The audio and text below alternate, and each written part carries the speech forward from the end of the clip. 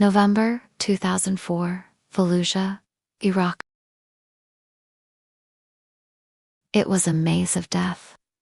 Concrete alleys, rooftops with snipers, buildings rigged to blow. Fallujah was a fortress built from fear and rage. This was Operation Phantom Fury, the U.S. military's largest urban assault since Sioux City in 1968. I was a Lance Corporal in the 1st Marine Division. And from the moment we breached that city, we knew one thing. We weren't fighting an army. We were fighting an idea. And ideas don't bleed. The enemy insurgents, foreign fighters, jihadists, they knew every street, every trap, every place to hide. They had months to prepare. We had days. When the assault began, the sky lit up with the C-130s pounding enemy positions. Artillery soffed the outer neighborhoods. And then came the order we'd waited for. Move in. We entered Fallujah in the dark. Night vision turned everything green. Ghost-like. Our boots crunched broken glass. Every door was a threat. Every shadow might shoot. We cleared buildings one by one, room by room. You kicked a door and prayed. You stepped through a hallway and listened for breathing. The enemy didn't stand and fight. They waited. They let you feel safe, then opened fire from behind dressers, stairwells, ceilings. We lost 3 guys in the first 12 hours. And the worst part, you couldn't tell who was who. Some insurgents wore civilian clothes. Some used human shields. Some turned mosques into bunkers. And every time you hesitated, someone died. You learned to stop hesitating. Every Marine carried extra mags, grenades, shotguns for breaching, sledgehammers for smashing through walls instead of using doors. We called it mouse holing, blasting through concrete to avoid ambushes. Sometimes, a whole platoon would move through an apartment block without ever stepping into the hallway. We didn't sleep. We didn't eat right. We drank warm water from plastic bladders, taped our fingers to stop the bleeding from broken walls. By the end of the second day, we were no longer thinking about strategy. We were surviving. Clear, move, cover. Clear, move, cover. Like breathing. Like praying. In part 2, I'll take you deeper. Into the heart of Fallujah, where RPGs flew from windows, IEDs waited in toilets, and the city became a beast trying to devour everyone inside. You didn't walk through Fallujah. You crawled. You cleared. You bled for every inch. By day 3, the city was alive. Not with people, but with traps. RPGs slammed into walls 2 feet above our heads. Gunfire bounced off concrete like a drumbeat. Insurgents popped up, fired, and vanished into holes like ghosts. They knew every alley, every underground tunnel, every way to make a Marine die without ever showing their face. We weren't just fighting in the streets. We were fighting inside the walls. Whole city blocks were rigged with IED. Dead bodies hid explosives. One house had mannequins by the windows to draw sniper fire. The real shooter was waiting in a bathroom, rifle pointed at the door. We learned fast. Too fast. We stopped kicking doors. We started blowing them off the hinges with breaching charges. We cleared stairwells with grenades before climbing. No one said it, but every man thought the same thing. Is this the building I die in? There were no front lines.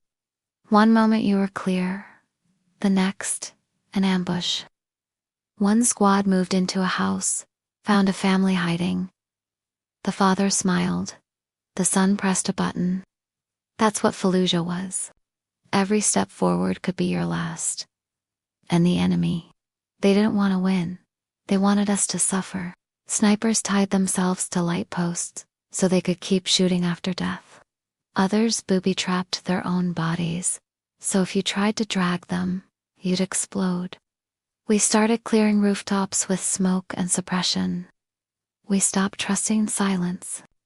Because in Fallujah, silence meant you were surrounded. By day 6, the smell hit you first. Sweat, diesel, blood, sewage, rot. Every room we cleared looked the same. Broken furniture, spent shell casings, bodies in corners. Some insurgents used drugs to stay awake and numb. One guy took 6 rounds before dropping. We thought he was dead. He wasn't. By now, we weren't sleeping. Some guys stayed awake 40, 50 hours. Eyes bloodshot, hands shaking. You'd stare at a wall and see movement that wasn't there. We lost guys to gunfire. We lost guys to traps. We lost guys to fatigue. Walking into a room too fast, too slow, or just wrong place, wrong second. But we kept moving. Because stopping meant dying. And dying meant letting Fallujah win. In part 3, we reached the heart of the city, the mosque-stern fortresses, the final firefights, and the moment we realized survival doesn't feel like victory. By the second week, we weren't clearing buildings. We were clearing what was left of them. Fallujah had turned to ash and broken concrete. The city bled through every crack. And we had stopped thinking about victory. We were just trying to get out alive. We reached Jolan Distra, the insurgent stronghold.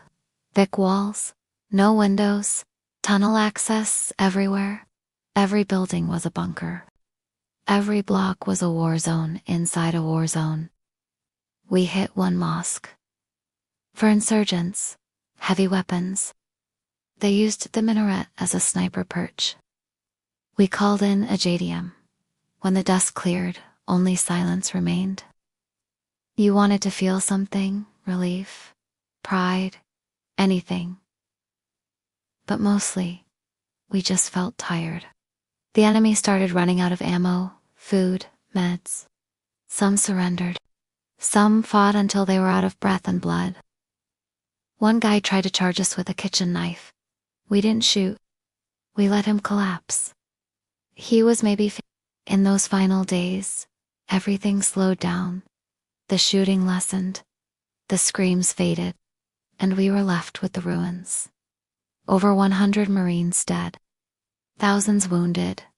A city destroyed to save it. And then came the order. Pull back. Fallujah is under control. But what does that even mean?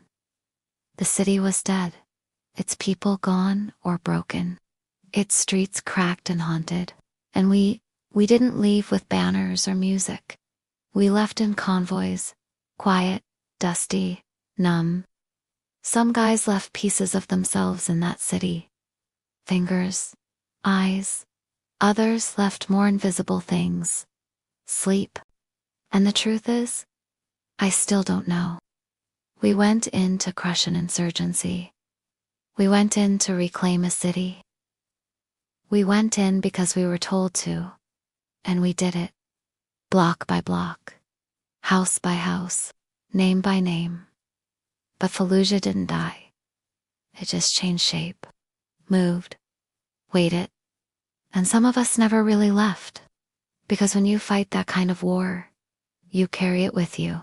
Forever. Thank you for watching Battle Reborn.